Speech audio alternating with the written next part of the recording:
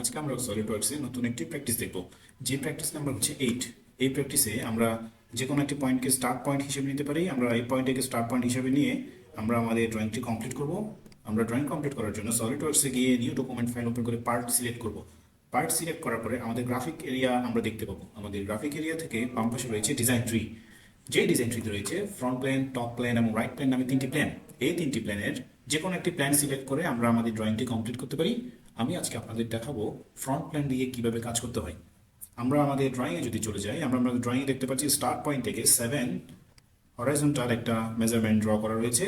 আমরা line command ব্যবহার করে আমরা স্টার্ট পয়েন্টে ক্লিক করে 7 আমরা ফ্রি হ্যান্ডে যে কোনো একটি মেজারমেন্ট দিয়ে দেবো। দেন স্মার্ট ডাইমেনশন থেকে আমরা আমাদের লাইনের অ্যাকচুয়াল মেজারমেন্ট 7 দেবো। অ্যাকচুয়াল মেজারমেন্ট 7 দেওয়ার পরে আমরা দেখতে পাচ্ছি আমাদের ড্রয়িংয়ে রয়েছে অ্যাঙ্গুলার লাইন, যে লাইনের মেজারমেন্ট 4.243 এবং ডিগ্রি হচ্ছে 135। 4.243 এবং ডিগ্রি 135 এর একটি লাইন ড্র করতে আমরা লাইন কমান্ড ব্যবহার করতে পারি। আমরা অ্যাঙ্গুলার যে কোনো অ্যাঙ্গেলে একটি লাইন ড্র করে দিলে আমরা স্মার্ট ডাইমেনশন থেকে আমরা লাইনটির মেজারমেন্ট দিয়ে দিই 4.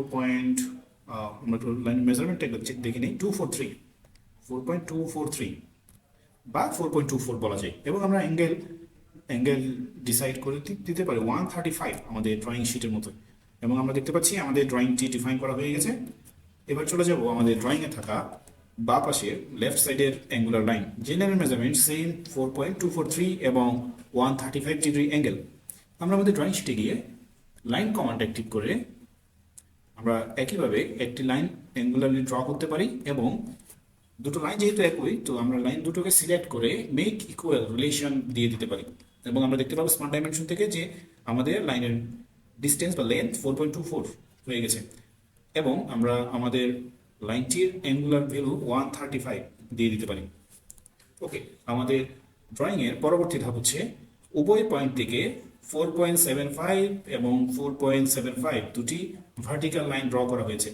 আমাদের দুটো ভার্টিক্যাল লাইন ড্র করতে হবে, যে দুটো ভার্টিক্যাল লাইনের মেজারমেন্ট হচ্ছে 4.75।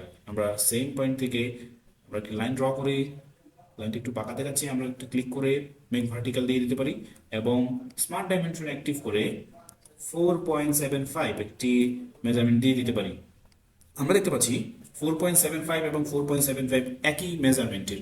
তো আমরা কি করতে পারি, আমরা একই একটা ফ্রি হ্যান্ডে লাইন ড্র করে ফেলি। লাইন ড্র করার পরে মেক ভার্টিক্যাল করতে এবং দুটো লাইনকে আমরা আমরা দুটো লাইনকে মেক ইকুয়াল রিলেশন দিতে পারি। এবং আমরা যদি স্মার্ট ডাইমেনশন অ্যাক্টিভ করে এই লাইনটি মেজারমেন্ট দিতে চাই, আমরা মেজারমেন্ট দিতে পারবো না, কারণ আমরা অলরেডি এদের মধ্যে একটি রিলেশনশিপ দিয়ে দিয়েছি।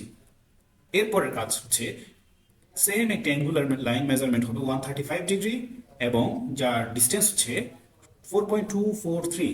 সো আমরা একই লাইন কমান্ড ব্যবহার করে আমরা একটা অ্যাঙ্গুলার ডিস্টেন্স দিতে পারি।